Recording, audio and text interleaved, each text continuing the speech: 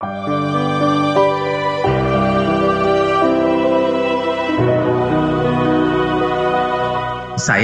mungkin mau mengambil porsi yang agak sedikit berbeda ya. Saya kira saya 100% hakul yakin setuju dengan apa yang disampaikan oleh Mbak Bibi, perspektif tadi. Saya kira dalam tulisan saya di media Indonesia hari ini juga saya mengungkapkan hal yang sama gitu, soal gejala keranjang sampah, gejala aswantonisasi dan lain sebagainya. Saya kira sesuatu yang memang harus diingatkan. Tetapi pada saat yang sama saya kira yang perlu kita potret juga dari perihal regresi demokrasi ini sebenarnya kondisi MK-nya sendiri. Kan ketika kita bicara MK, putusan hakim, saya kira ada banyak perspektif ya. Itu kalau kita pakai bukunya Romo Henry, saya kira menarik sekali itu pendekatan terhadap Mahkamah Konstitusi yang sedikit berbeda dengan pendekatan judicial activism dengan judicial restraint. Kan bagi teman-teman kan mendekati hakim dan putusannya itu kan biasanya ada pendekatan yang disebut dengan judicial activism dan judicial restraint. Judicial activism melihat seberapa aktif hakim untuk melakukan keberanian, untuk melakukan terobosan meskipun menggunakan penafsiran baru tertentu untuk kemudian keluar dari kungkungan kewenangannya, yang itu berhadapan-hadapan dengan judicial restraint yang sedikit bertahan. Nah, yang dilakukan oleh Romo Henry di dalam tulis buku itu sebenarnya melakukan pendekatan judicial heroism, ya. Jadi melihat semangat heroism altruistiknya seorang hakim untuk melakukan upaya terobosan. Nah, tapi begini, kalau kita baca MK sekarang dengan berbagai pendekatan itu, sebenarnya nyaris saya mengatakan MK sekarang itu membingungkan gitu, karena nyaris tidak bisa kita baca. Misalnya kalau mau kita petakan apakah MK sekarang itu restraint, activism, atau dengan pendekatan yang sedikit heroism, saya kira MK nggak bisa lagi kita baca demikian, karena MK berubah dari makhluk yang harusnya hukum, ya, penegakan hukum, itu berubah menjadi makhluk politik. Saya kira dalam beberapa putusan MK belakangan kita bisa baca itu. Nyaris tidak ada terobosan berarti, ya, paling tidak pembacaan saya dalam hal judicial review misalnya, sekitar 3-4 tahun belakangan itu nggak ada putusan terobosan berarti. Mungkin orang bisa menaruh hormat di putusan Cipta Kerja, ya, walaupun terbatas sebenarnya. Dan kalaupun kita lihat, ya, itu kelihatan betul hasil kompromi sebenarnya, kenapa kemudian bunyinya menjadi seperti itu. Tapi setelah itu nyaris tidak ada lagi putusan yang berarti. Yang kalau mau kita baca secara aktivism juga tidak, kita baca secara restraint juga tidak, bicara secara heroism juga tidak. Saya kira yang ada itu MK bersalin rupa menjadi mahkamah kepentingan politik, ya. Nah, paling memalukan sebenarnya kalau kita baca dissenting opinionnya Wahidudin Adam, yang mulia Wahidudin Adams. Di dalam dissenting opinion Wahidudin Adams itu, dia menggambarkan betapa MK itu dalam mencari putusan itu kasak kusuk di antara para hakim. Ya, kasak kusuk di antara para hakim untuk melakukan geliat politik. Itu kalau hakim MK sekarang membaca dissenting opinionnya Wahidudin Adams, saya kira harusnya mereka malu. Ya, memperlihatkan betapa MK tidak keluar dengan sebuah doktrin konsep putusan hukum yang memadai dengan teori atau kemudian perangkat aturan hukum atau kemudian penalaran hukum, tapi keluar dengan kepentingan politik saja. Kalau kita baca dissenting opinionnya Pak Wahidudin Adams. Nah, saya kira, ya, itulah wajah MK sekarang. Dan persis ketika kemudian MK ditempatkan menjadi apa ya, menjadi semacam ya perpanjangan tangan saja dari keinginan DPR dan pemerintah. Nah, ini barangkali yang bisa menjelaskan kenapa terjadi gejala aswantonisasi. Saya ingin mengatakan itu, pendekatan itu yang ingin saya katakan bahwa ya gejala aswantonisasi ini terlepas dari kita mengatakan, saya juga mengatakan hal yang sama, bahwa ini hal yang haram sebenarnya dilakukan. Tapi saya kira undangannya itu dilakukan oleh MK sendiri. Jadi MK sendiri yang membuka kesempatan atau MK sendiri yang membuka ruang di mana terlalu mesra dengan kepentingan politik, terlalu mesra dengan berdekat-dekatan dengan proses di pemilihan, proses di politik, dan bahkan bisa jadi menjanjikan suatu secara politik, dan itu yang kemudian kenapa para politisi merasa ya punya semacam otoritas yang diklaim sendiri, ya self-claim authority, otoritas yang kemudian diklaim sendiri untuk bisa masuk ke MK mengacak-acak hakimnya. Nah, itu karena MK sendiri. Kita masih ingat ya, bagaimana ketua MK terpilih, bagaimana proses ketua MK terpilih yang itu ia mendapatkan dukungan sendiri, bagaimana sekarang ini sedang kasak kusuk lagi nih. Proses pemilihan ketua MK ini sedang kasak kusuk lagi sebenarnya. Kalau teman-teman mau memperhatikan MK, gejala di dalam ini sedang terjadi lagi pertarungan gitu. Kasak kusuk di MK untuk proses pemilihan ketua lagi.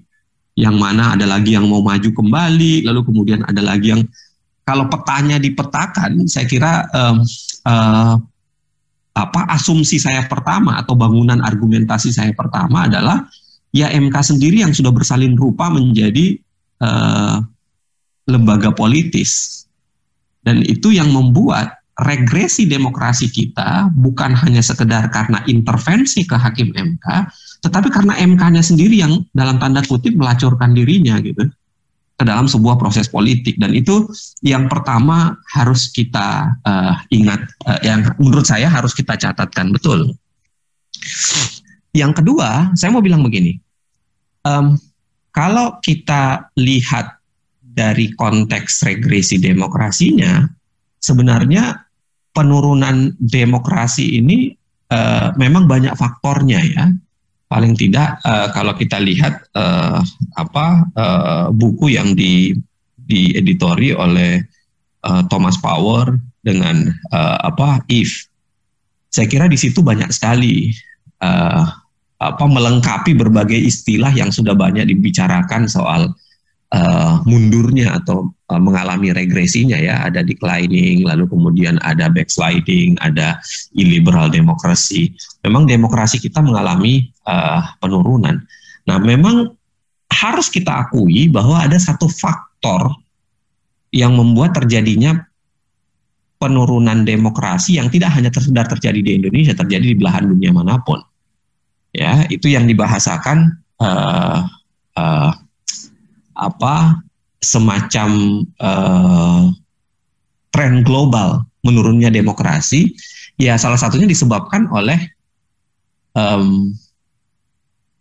apa yang disebut dengan keadaan darurat, ya, kedaruratan gitu. Jadi memang harus kita akui itu ada. Nah, tapi pada saat yang sama saya kira kenapa kita mengalami regresi demokrasi yang sangat cepat, ini karena negara sendiri itu seringkali mendaruratkan sesuatu gitu. Jadi kedaruratan itu kan memang menjadi alasan seringkali ya, kita harus akui, dan itu terjadi berapa di banyak dunia. Ini kan perdebatan soal Carl Schmitt ketika bicara soal hukum tata negara darurat kan, yang mengatakan ya kalau dalam standar keadaan darurat ya memang demokrasi, prinsip-prinsip dasar demokrasi bisa dikesampingkan gitu, misalnya partisipasi dan lain-lain sebagainya bisa dikesampingkan. Itu pandangan lama Carl Schmitt yang kita tahu menjadi backbone-nya Jerman di tahun lama gitu. Tapi bagi saya adalah yang paling berbahaya adalah ketika negara itu mendaruratkan begitu banyak hal. Apa-apa didaruratkan, dan mendaruratkan itu seakan-akan menjadi alasan bagi pemerintah dan DPR atau menjadi alat kekuasaan untuk membenarkan menerabas prinsip-prinsip demokrasi. Nah, saya kira ini yang nggak bisa dibiarkan, bahwa standar kedaruratannya yang harusnya dilihat baik-baik. Saya lihat misalnya begini, yang terjadi di balik pembubaran HTI misalnya, ya kan, kita menurunnya demokrasi salah satunya adalah yaitu ketika dengan mudah sebuah ormas dibubarkan dengan perangkap administrasi. Dulu kalau kita ingat undang-undang ormas lama, kalau mau membubarkan ormas itu kan harus dengan putusan pengadilan dulu, baru kemudian pemerintah bisa mencabut pendaftaran administrasinya. Tetapi oleh pemerintah dengan alasan kedaruratan menghadapi dalam tanda kutip ya Islam kanan, lalu kemudian menghadapi ancaman terhadap Pancasila, Undang-Undang Dasar, maka kemudian diubah mekanisme pembubaran ormas itu menjadi dibubarkan dulu, baru silahkan bawa ke pengadilan SK pembubarannya. Nah, itu kan menjadi berbahaya saya kira ketika kebebasan berserikat, berkumpul itu dibalik logikanya, yang harusnya di putusan pengadilan dulu, tapi kemudian dibubarkan secara administrasi dulu, baru silahkan bawa ke pengadilan. Nah, saya kira gejala mendaruratkan begitu banyak hal ini yang menjadi bahaya. Saya kira hampir selalu dilakukan hal yang sama, ya, seakan-akan, kedaruratan nih, MK tidak bisa diawasi, ya sudahlah kita bikin satu terobosan untuk mengawasi MK, yaitu dengan cara menarik hakimnya kalau kemudian dia tidak sesuai dengan hasil evaluasi kami gitu. Itu ada dalam RUU yang Mbak Bibip tadi sampaikan.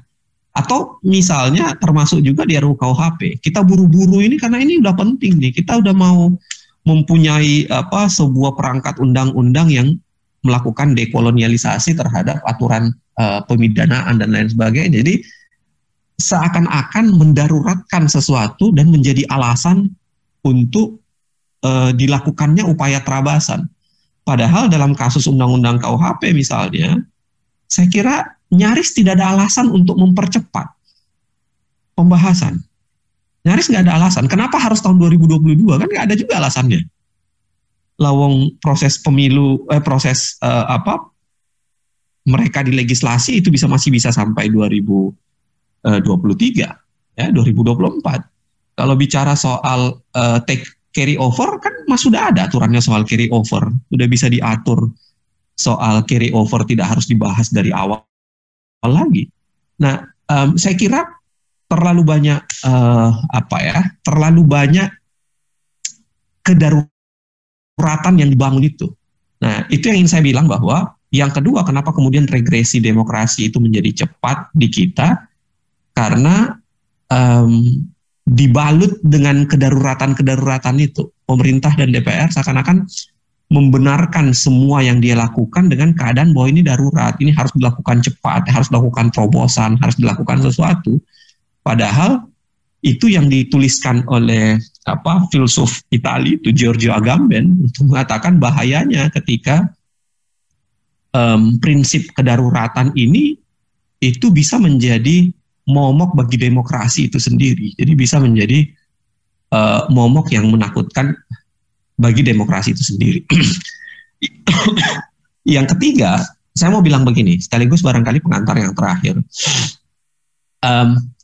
Apa yang mungkin ruang publik, apa yang terbuka untuk bisa dilakukan tak kala ada kedaruratan yang dipaksakan, plus lembaga-lembaga yang harusnya bekerja mengawal demokrasi itu sendiri, itu melacurkan dirinya untuk membiarkan dia mengalami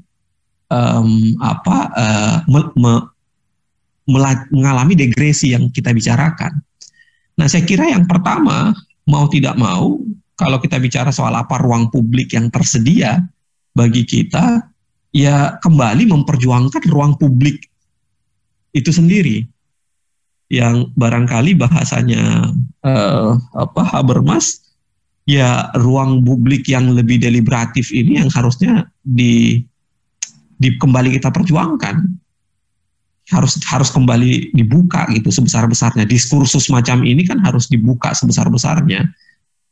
Pembicaraan lebih dalam mengenai tema-tema seperti ini kan harusnya dibongkar lagi, dan peran universitas saya kira besar sekali. Kita semua harus membuka kembali ya selubung-selubung yang dipaksakan soal regresi yang dipaksakan maupun kedaruratan yang tadi saya bilang dipaksakan itu. Yang kedua, saya kira kontrol terhadap lembaga-lembaga yang harus dilakukan. Nah, kita hari ini kalau kita baca Kompas, kita tertegun lagi tuh. Salah satu lembaga yang kita andalkan untuk mengawal proses yang paling demokrasi, yang paling mendasar di kita, yaitu pemilu, itu sendiri kan kemudian melakukan kecurangan kan, dalam tanda kutip dugaan kecurangan untuk meloloskan partai tertentu dari tidak memenuhi syarat menjadi memenuhi syarat dalam verifikasi faktual. Nah, saya kira itu alarm yang sangat berbahaya, yang artinya begini, artinya lembaga-lembaga negara ini mengalami degradasi yang sangat luar biasa.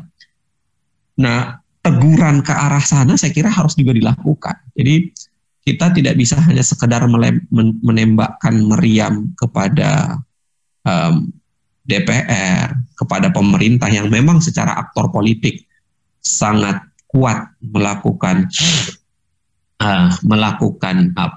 intervensi terhadap lembaga-lembaga yang ada. Tapi pada saat yang sama, tembakan itu harus dilayangkan pada lembaga-lembaga seperti KPU, ya, Bawaslu yang harus melakukan itu, Mahkamah Konstitusi, Komisi Yudisial yang harusnya melakukan pengawasan, Mahkamah Agung, dan lain-lain sebagainya. Dan memang artinya kerja-kerja masyarakat sipil makin membutuhkan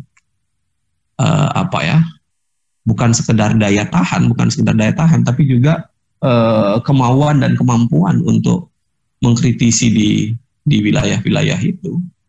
Nah, yang ketiga tentu saja saya sih membayangkan orkestrasi pengerusakan ini tidak mungkin bisa diambil ketika ini hanya kerjaan 1-2 orang saja ya, atau kerjaan 1-2 pihak saja. Saya kira ini adalah kerjaan rezim. Makanya